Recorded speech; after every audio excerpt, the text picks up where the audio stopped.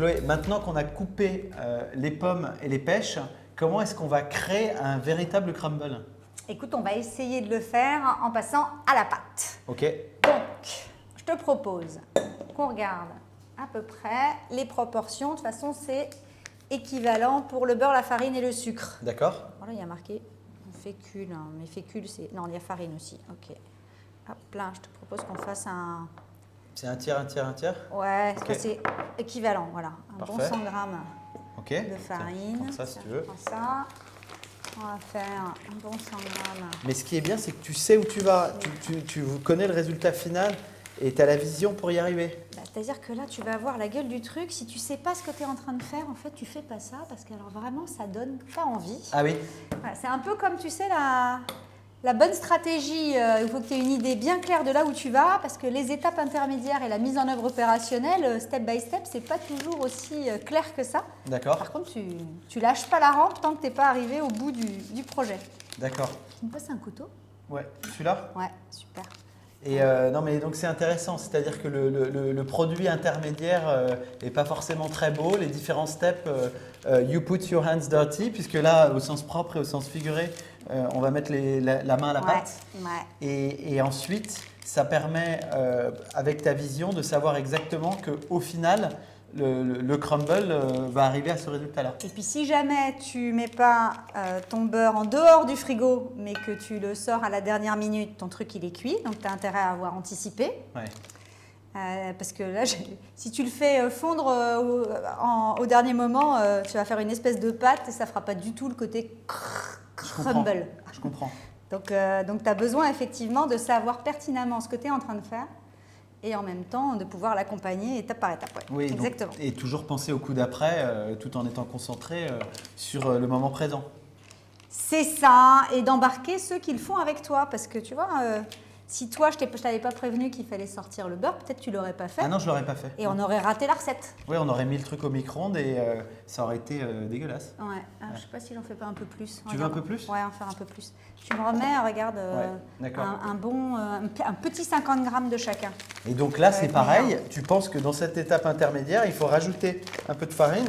Donc, je m'exécute et c'est ce qui va permettre, avec l'expérience que tu as, d'arriver au résultat escompté. Ouais, il y a aussi effectivement que j'en ai fait un certain nombre. Donc, l'avantage, c'est qu'au fur et à mesure, tu dis, là, Ça te va comme ça un petit j'ai peu? l'impression que ce ne sera pas assez. Ouais, un petit 50, ouais. Ouais, c'est bien 50, ça. ouais. Ouais, c'est bien. Parfait, ok. Canon. Et tu fais la même chose en sucre. Et puis là, on va passer à la partie dégueu. Il faut avoir les mains bien propres. Ouais. Tu vois, j'ai gardé un petit bout de beurre au cas où pour m'adapter à la réalité de, je sais pas comment ça va se passer. Oui, je comprends. Puis là, tu mélanges. C'est là où effectivement, c'est difficile d'imaginer que tu regardes. Peut-être que ça. Alors, oui, c'est pas très ragoûtant. Non, enfin bon, c'est que des bonnes choses, mais c'est vrai que ça ressemble pas à grand-chose pour l'instant. Je remets le sucre? Ouais, vas-y. Tu n'es pas censé être un expert du sucre ou un expert du beurre, mais par contre, de l'assemblage des différents ingrédients, ça, ouais.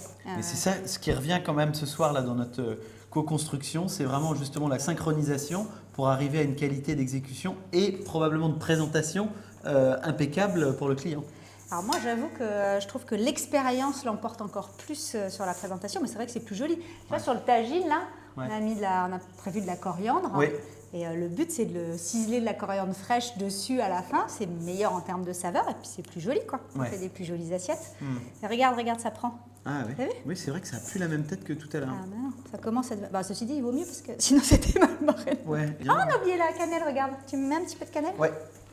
Pas trop, parce que les pêches... D'accord. C'est pas... Quand tu fais que pommes et poires, tu peux mettre plus de cannelle. Alors, voilà, comme ça. Encore. Tu monitores en temps réel pour voir. C'est vrai, non mais c'est ça, attends. T'as raison. Tu sais, c'est comme les dashboards en fonction de ce qui se passe. Hop, on remet un peu de ceci, un peu de cela. En cuisine, c'est exactement pareil que. Allez, vas-y, parce que là, il faut le sécher un peu. Ouais. Ouais. Un petit peu plus. Voilà. Tout petit peu. Hop. Et j'aime bien ton côté directif, mais qui est en même temps et doux, tu vois. Là, tu me dis, allez, vas-y, Surtout, remets. je t'explique Parce que- pourquoi. C'est Exactement. pas juste mets-moi de la farine. Exactement. Quoi. Non, si mais tu c'est dis ça. aux gens mets-moi de la farine, ils vont dire pourquoi. Bah pourquoi? Que si tu expliques que non, mais là, sinon, là, regarde, là, elle est nickel la pâte. Elle va être bien là. Ah, trop bien. Superbe. Tiens, tu peux me prendre le plat, on va pouvoir assembler le tout. Nickel chrome. Oh, ça fait de la musique. Ah, c'est bien ça.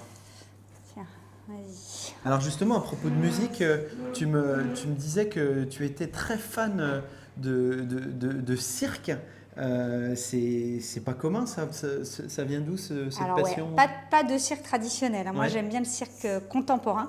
Ouais. J'adore le fait qu'on fasse justement une hybridation de pratiques. On hybride les pratiques. Dans le cirque contemporain, on hybride les pratiques. On fait de la danse, on fait de l'acrobatie. Tiens, tu peux prendre le plat, s'il te plaît? Ouais. Et virer au-dessus, là. Je vais juste avec les doigts Comme ça? Ouais, génial, merci.